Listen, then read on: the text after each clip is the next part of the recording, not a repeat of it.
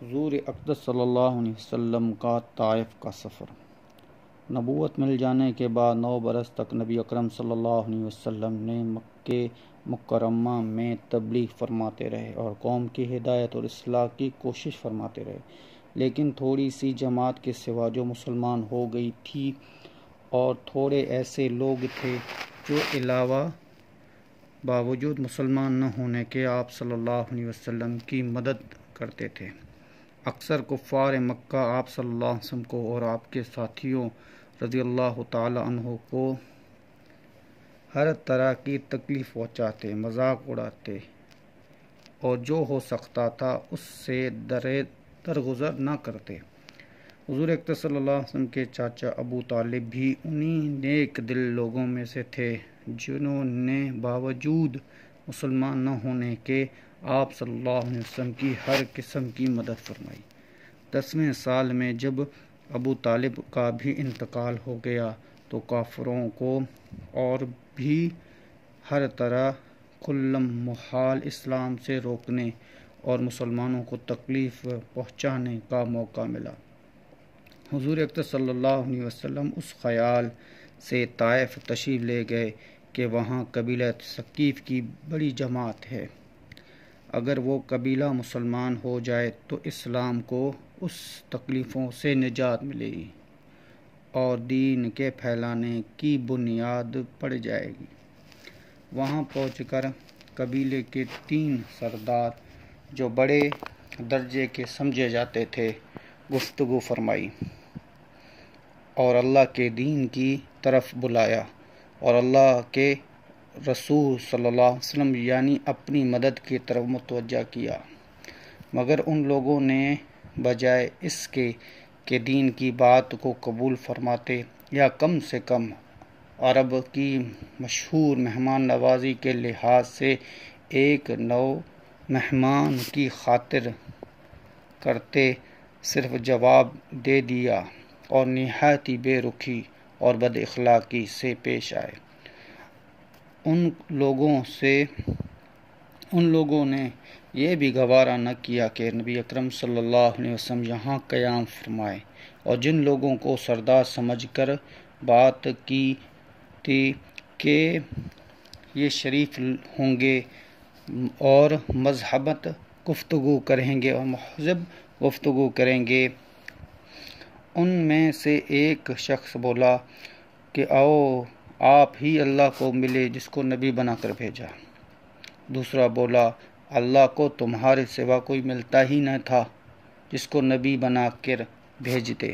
تیسرے نے کہا کہ میں تجھ سے بات کرنا ہی نہیں چاہتا، اس لیے کہ اگر تو واقعی نبی ہے جیسا تو دعویٰ کرتا ہے تو تیری بات سے انکار کرنا مصیبت سے خالی نہیں، اور اگر تو جھوٹا ہے تو ایسے جھوٹے شخص سے میں بات کرنا نہیں چاہتا۔ اس کے بعد ان لوگوں سے نا امید ہو کر آپ صلی اللہ علیہ وسلم نے اور لوگوں سے بات کرنے کا ارادہ کیا کہ آپ صلی اللہ علیہ وسلم ہمت اور استقلال کے پہاڑ تھے، مگر کسی نے بھی قبول نہ کیا، بلکہ بجائے قبول کرنے سے کہ حضور اکرم صلی اللہ علیہ وسلم سے کہا ہمارے شہر سے فوراً نکل جاؤ اور جہاں تمہاری چاہت کی جگہ ہو وہاں چلے جاؤ۔ حضور اکرم صلی اللہ علیہ وسلم جب ان سے بالکل مایوس ہو کر واپس ہونے لگے تو ان لوگوں نے شہر کے لڑکوں کو پیچھے لگا دیا، آپ صلی اللہ علیہ وسلم کا مذاق اڑاتے، تالیاں پیٹتے اور پتھر مارتے، حتیٰ کہ آپ صلی اللہ علیہ وسلم کے دونوں جوتے خون کے جاری ہونے سے رنگین ہو گئے۔ حضور اکرم صلی اللہ علیہ وسلم اسی حالت میں واپس ہوئے۔ جب راستے میں ایک جگہ ان کو ان شریروں سے اطمینان ہوا،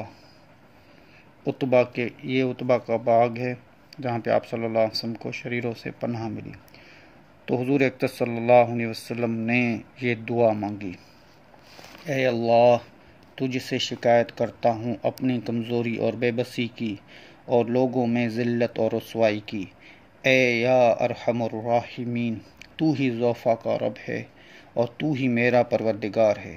تو مجھے کس کے حوالے کرتا ہے؟ کسی اجنبی بیگانے کے جو مجھے دیکھ کر ترشو ہوتا ہے اور منہ چڑھاتا ہے، یا کسی ایسے دشمن جس کو تو نے مجھ پر قابو دے دیا ہے؟ اے اللہ، اگر تو مجھ سے ناراض نہیں ہے تو مجھے کسی کی کوئی بھی پرواہ نہیں، تیری حفاظت مجھے کافی ہے، اور میں تیرے چہرے کے اس نور کے طفیل جس سے ساری تمام اندھیریاں روشن ہو گئی اور جس سے دنیا اور آخرت کے سارے کام درست ہو جاتے ہیں، اس بات سے پناہ مانگتا ہوں کہ تو مجھ پر تیرا غصہ ہو اور تو مجھ سے ناراض ہو۔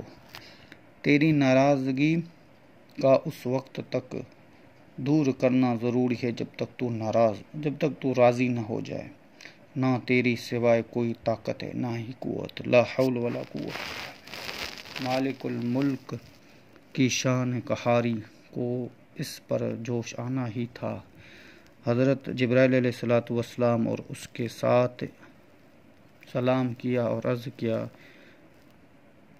کہ اللہ تعالیٰ جل شانہ نے آپ صلی اللہ علیہ وسلم کی قوم کی وہ گفتگو جو آپ صلی اللہ علیہ وسلم سے ہوئی سنی اور ان کے جوابات بھی سنے، اور ایک فرشتہ جس کے متعلق پہاڑوں کی خدمت ہے آپ صلی اللہ علیہ وسلم کے پاس بھیجا ہے کہ آپ جو چاہے اس کو حکم دیں۔ اس کے بعد اس فرشتے نے سلام کیا اور عرض کیا کہ جو ارشاد ہو میں اس کی تعمیل کروں گا۔ اگر ارشاد ہو کہ دونوں جانب کے پہاڑوں کو ملا دے جس سے یہ سب درمیان میں کچل جائیں، یا جو سزا آپ صلی اللہ علیہ وسلم تجویز فرمائیں۔ حضور اقدس صلی اللہ علیہ وسلم کی رحم اور کریم ذات نے جواب دیا کہ میں اللہ تعالیٰ سے اس کی امید رکھتا ہوں کہ اگر یہ مسلمان نہ ہوئے تو ان کی اولادوں میں سے ایسے لوگ پیدا ہوں جو اللہ کی پرستش کریں اور عبادت کریں۔ اور آپ نے دعا ختم کی۔ تو اس ٹائم پر عتبہ کو اتنا غم ہوا کہ عتبہ فوراً گیا اور اپنے انگوروں کو پلیٹ میں سجایا اور پھر جانے لگا آپ علیہ السلام کے پاس۔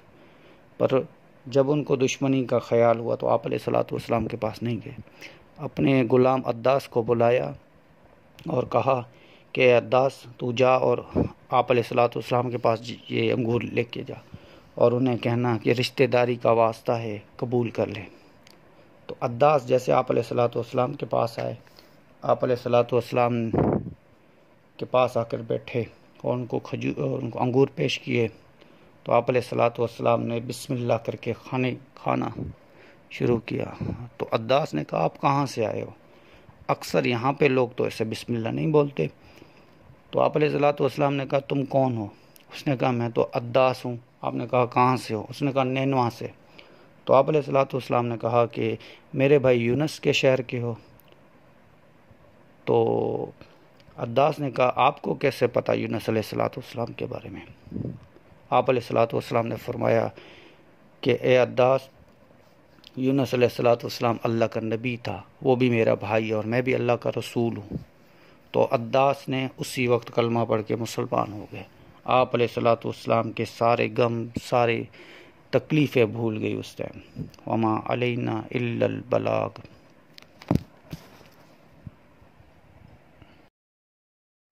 حضور اقدس صلی اللہ علیہ وسلم کا طائف کا سفر۔ نبوت مل جانے کے بعد